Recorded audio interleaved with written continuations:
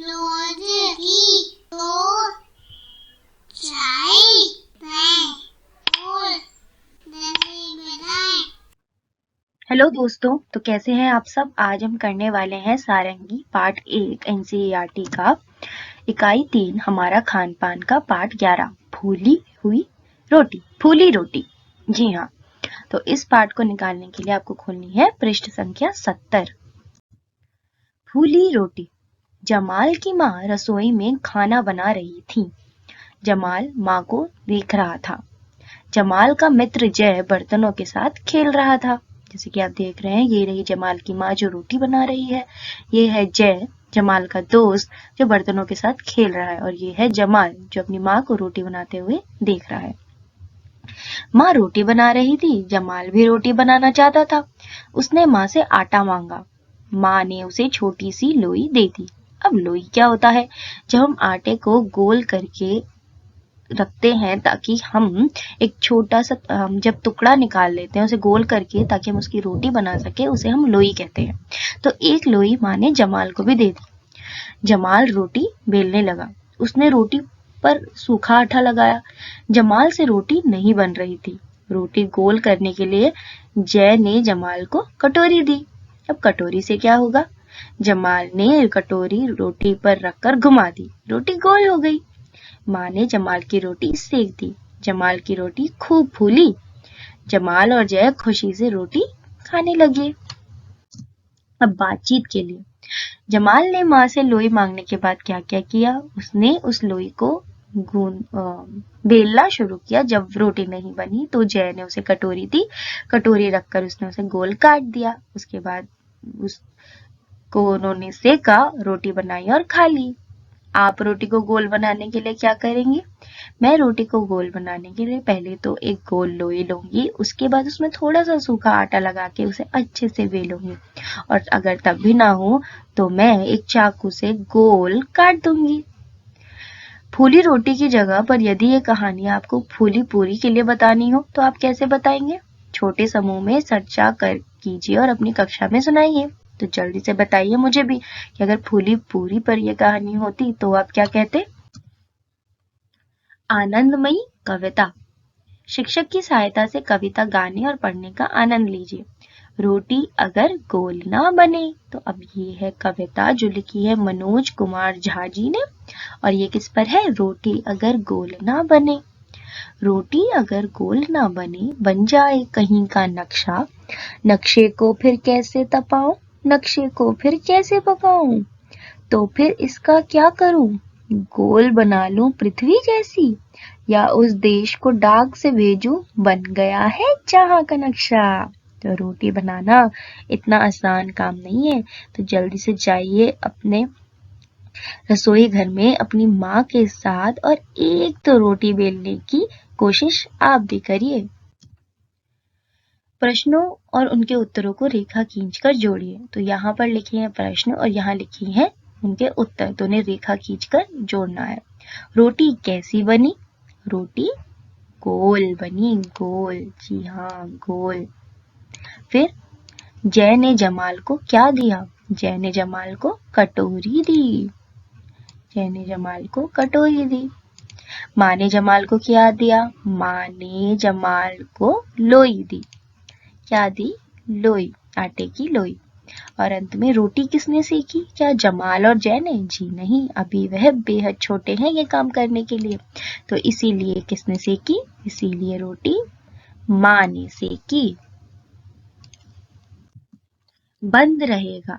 अब ये है पहेलियां। तो अब बताइए आप क्या हो सकता है उत्तर? घर के बाहर जब जाते हैं, लटकाते दरवाजे पर, अगर नहीं खोले हम इसको, बंद रहेगा पूरा घर। तो उत्तर है ताला। और यह पहेली लिखी है श्री प्रसाद जी ने। फिर है हम पढ़ते हैं। मेरे बस्ते के भीतर है और मेज पर धरी हुई, हम पढ़ते हैं, तुम पढ़ते हो, तस्वीरों से भरी हुई। तो हम क्या पढ़ते हैं? क्या पढ़ते हैं? हम पढ़ते हैं किताबें। जी हाँ, किताबें।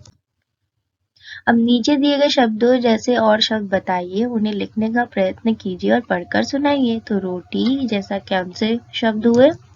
छोटी और चोटी। और फूली जैसे सूली और मूली।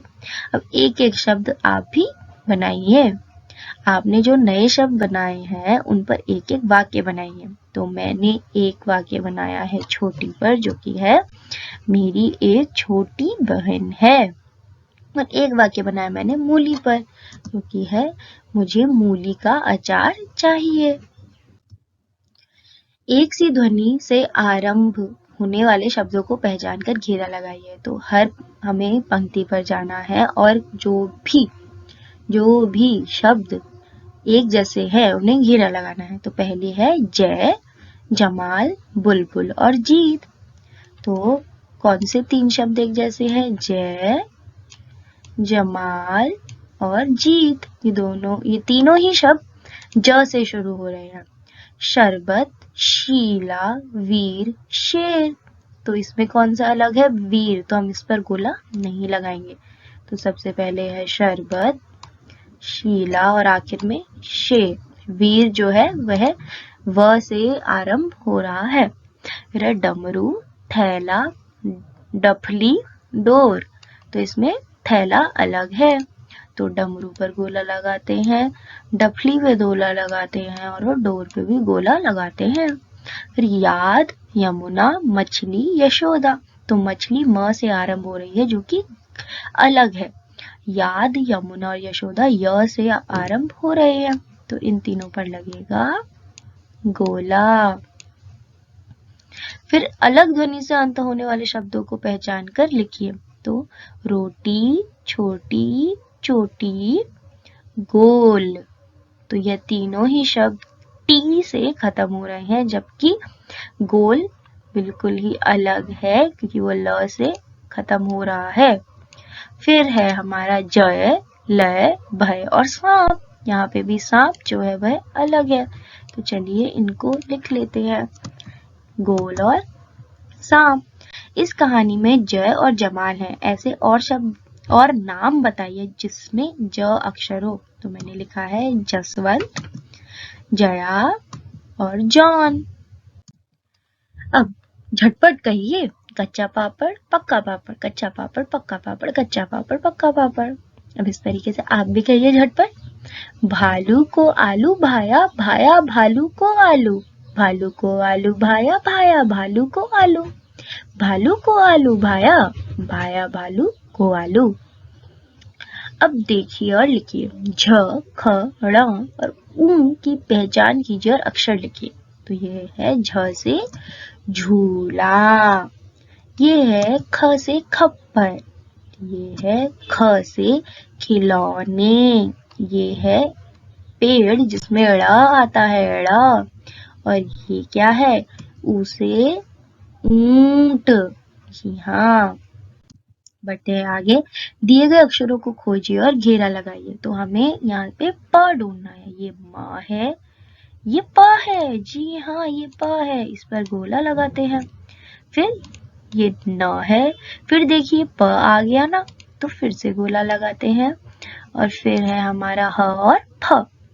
यहाँ पे झ ढूंढते हैं कि आपको मालूम है इस 6 अक्षरों में से कितने झ हैं? 1, 2 और 3 झ हैं। तो चलिए इन पर क्या लगाएंगे? गोला। 1, 2 और 3। अब हमें ण ढूंढना है, ण। तो यहाँ कितने ण है? ये एक ण है, ये ण नहीं है, ये ण है। क्या ये ण है? जी नहीं, ये ड है, ड। ड से डमरू। ये है ई, फिर है अणा और ये भी अणा है, लेकिन ये दूसरा है ड़। तो इस पे और इस पे लगाते हैं गोला। फिर है ऊ बड़ा ऊ, ये है छोटा ऊ। ये है झ, ये है बड़ा ऊ, तो लगा दीजिए गोला। फिर से दोबारा बड़ा ऊ, तो लगा देते हैं गोला। फिर क्या है? क्या ये ऊ है? जी नहीं, ये तो छ है, छ से छतरी। फिर है ये ऊ, छोटा ऊ, तो इस पे भी गोला नहीं लगेगा। आइए मिलकर बनाएं और मिलकर खाएं। शिक्षक एक एक कर नीचे दिए गए निर्देश देंगे, आप इन निर्देशों को ध्यान से सुनिए और बनाइए। अब खाने की सामग्री क्या चाहिए? मुरमुरे चाहिए, सेव चाहिए जो कि एक तरीके की नमकीन है, बारीक कटे हुए प्याज और टमाटर, मूंगफली, नमक आदि। तो पहला निर्देश है कि सबसे पहले अपने हाथों को धो लें, क्योंकि हमारे हाथ कितने गंदे होते हैं ना, इधर उधर का काम कर करके। अब एक बड़ी कटोरी लें, कटोरी में मुरमुरे, सेव, बारीक कटे हुए प्याज और टमाटर, मूंगफली आदि मिला लें। उसमें स्वाद के अनुसार नमक मिला लें। स्वाद भरी चाट तैयार है। देखा कितना आसान था। आइए अब इस चाट को चखा जाए। चित्र और बातचीत। तो ये चित्र है हमारे रसोई घर की। तो क्या आप देख सकते हैं कि यहाँ पे क्या क्या है? जो मुझे क्या क्या दिख रहा है, पहले तो ये रसोईया दिख रहा है जो कि क्या कर रहा है, जलेबी तल रहा है। देखिए तलना, जलेबी क्यों क्या कर रहा है, तल रहा है। यहाँ रखा है एक लहसुन, देखिए लहसुन। यहाँ पे आलू भी दिख रहा है और क्या दिख रहा है, साग। जी हाँ, साग दिख रहा है। बैंगन और कद्दू तो कितने बड़े बड़े हैं। ये रही करछियां जो हम प्रयोग करते हैं खाना बनाने के लिए। ये है सारे मसाले। यहाँ पे स्टोव के ऊपर रखी है कढ़ाई जिसमें वह जलेबी तल रहा है। सारे बर्तन रखे हैं यहाँ और वह जलेबी तलकर इस बर्तन में डाल देता है। और रसोईया के इधर क्या है, टमाटर। तो ये है हमारी रसोई। आपकी रसोई में इनमें से क्या क्या चीजें होती है, या इनमें से कौन सी अलग चीजें होती है जो कि यहाँ पे नहीं दिखाई गई है, वह मुझे जरूर बताइए। मिलते हैं अगली बार एक नई कहानी, कविता और क्रियाकलाप को लेकर।